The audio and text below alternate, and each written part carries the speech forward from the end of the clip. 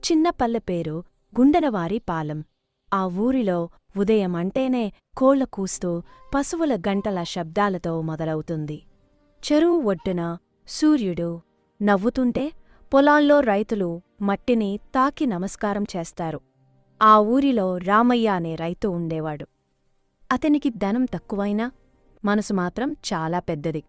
ఎవరికైనా కష్టం వస్తే ముందుగా నిలబడేవాడు. ఒక సంవత్సరం వర్షాలు లేక పంటలు ఎండిపోయాయి. ఊరంతా నిరాశలో మునిగిపోయింది.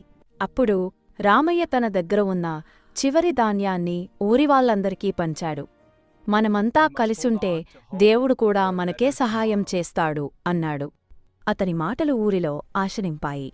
కొన్ని రోజుల తరువాత అనూహ్యంగా భారీ వర్షం పడింది. చెరువులు నిండాయి. పొలాలు పచ్చగా మారాయి. ఊరి ప్రజల కళ్లలో ఆనందం వెల్లివిరిసింది. ఆ రోజునుంచి గుండెలవారి పాలెంలో ఒక నమ్మకం పెరిగింది.